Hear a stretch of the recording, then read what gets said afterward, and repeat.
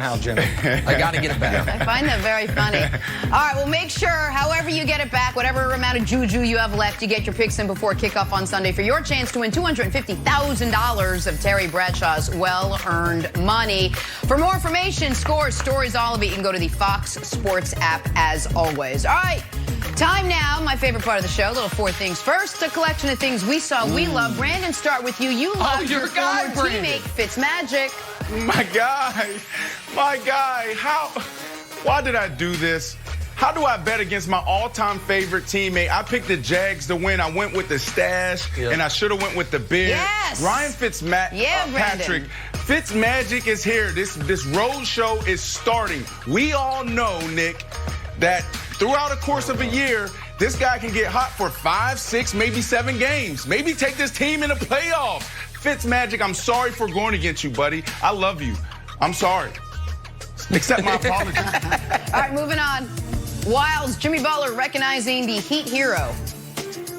Yeah, you know, Jimmy Butler had that commercial when he was packing for the bubble, and the fact that he packed Tyler Hero's high school jersey from Milwaukee is just really great foresight from him. And also, it's just great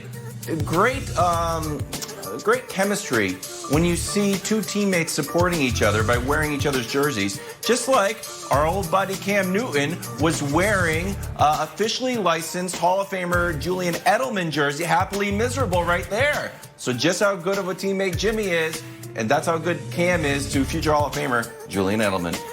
Oh, you ruined that whole bit. Facts. Just ruined it. Nick, a legendary layup from Jamal Murray. All right, this was one of the greatest, most acrobatic layups you'll ever see.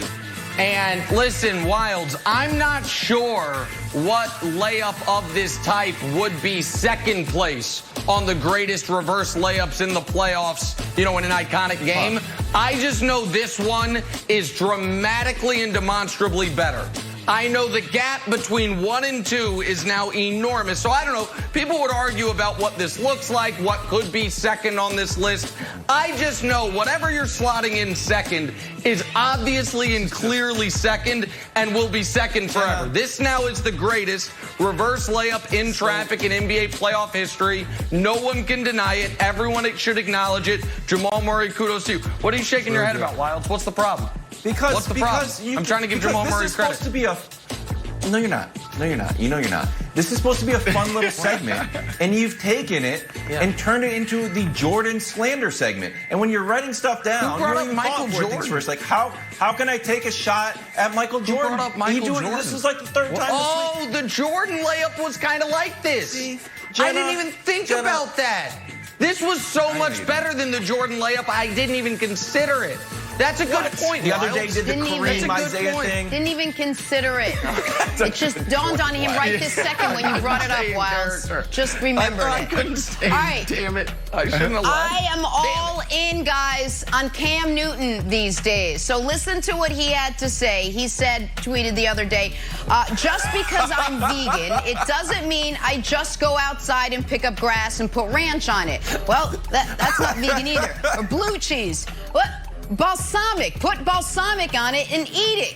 All right, couple things here. Number one, I've tried the grass. It's totally underrated. Crunchy, it needs more flavor. Number two, I was out. I'm all in on Cam Newton because he's moving in one direction, forward. His body, his diet, all the contract extension talks are behind him. He's in on the Patriots offense. He has shown up. He is fully committed to moving forward with the Patriots. But here's the best part. Anyone can do all that. Authenticity and sarcasm is the hardest thing to master. He went out and made a joke about putting ranch on the grass, and then he goes, no, hold on. No, I'm a vegan. It can't be ranch. It's got to be can't be blue cheese. It's got to be balsamic vinegar. Authenticity in sarcasm within the confines of Cam Newton. I was out. I'm all back in on Cam Newton, and I love the fact that he's a vegan. My guy, Nick. He is officially my guy. Wow. All right. Speaking of big guys, Cowboys, Seahawks. Little Russ, little Dak, two of the NFC's top Super Bowl contenders meeting Sunday. It's America's Game of the Week. Remember last week the Cowboys needed every last ounce of offense and special teams to come back and beat the Falcons. Boy, they'll need all that and more this week to keep pace with executive chef Russell Wilson and his cooking crew on Sunday. Look it up. See what I did there? I made a joke and then I explained the joke. I like it. All right, Brandon, our favorite time for your keys to the game. How do Dak and the Cowboys leave Seattle with a win? Take it away. Finally, you switched my jersey. You put my favorite team on it, the Jets. I love that picture. But look, guys, this is going to be a really good game. Tune in for this one. Lock in, DVR it, whatever you have to do. It's going to be a shootout, and that's why I love what Coach McCarthy said. He came out and said, look, we're not going to try to slow up Russ. We're going to do what we do best. And what do? They have a quarterback that can throw it around the field and can go for 400 yards. So if they want to be in this ball game, which I believe they are, these are the three things they have to do. Number one, you have to eliminate the turnovers. There's no way you'll win another ball game turning over 3 times and having that type of first quarter in the start to a game. So that's number one. You can't put the ball on the turf. You can't throw picks. You can't do it. Number two, you have to eliminate the big play by Russ. I said it last week with New England going into Seattle, same situation. You can't let DK Metcalf get behind you. You can't let David Moore get behind you. You can't let Tyler Lockett get behind you. Because what happens, it comes down to the end. We saw Cam Newton had an opportunity to win the ball game at the end of the game. And that's this type of game. It's going to be a shootout. So the last thing is this. The third thing is exactly that. Dak Prescott has to win the 2-minute drill. He has to be a technician. He has to be fundamentally sound because the game is going to come down to that situation. Those are the 3 things.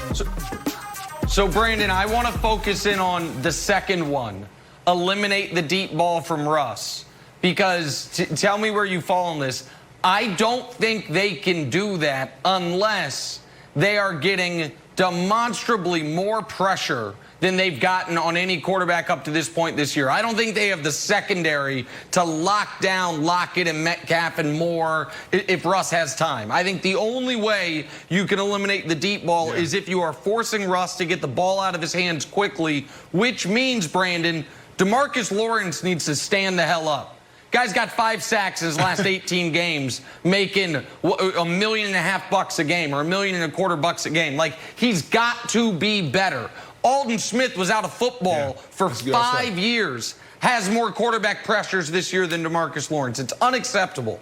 And to me, the only way they're going to be able to do what you're talking about, basically keep the game in front of them to where they're not chasing guys down the field, is if Russ is under some type of duress, Brandon, throughout the game.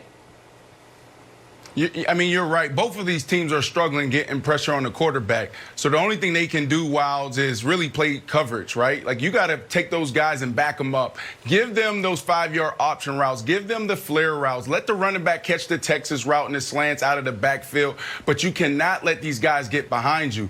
Will they have some great drives? Yes. Will they go 8, 9, 10 play drives? Of course they will. Russ is a magician when he's in that pocket and just orchestrating that offense. But you cannot give up the big play. You can't do it. We saw what happened to the Patriots when they did that. But to your point, it's going to be tough for them to get to Russ. They do a great job of protecting him now. Brandon, I know you talk about the big play, but is there a real difference either like to the morale of the team than in giving up a 50-yard play versus 2 25-yard plays or 5 10-yard plays? Yeah, no, that's a good question. No, we consider explosives any pass and play around 15 yards, 16 yards. That's an explosive play. Those are devastating to a defense. You can't do that. And what we're seeing around the NFL through the first 2 weeks, Aaron Rodgers in Green Bay. You're seeing Patrick Mahomes do it in the first game. Like, you can't give up, 20, 30, 40-yard bombs. It's just devastating to the team. It takes all the life out of you. So if I'm them, I play coverage, little cover 2. Definitely cover 3 is a good coverage for this team. Off 3 bail. You have to be able just to play smart football. I'm not going up there and being aggressive.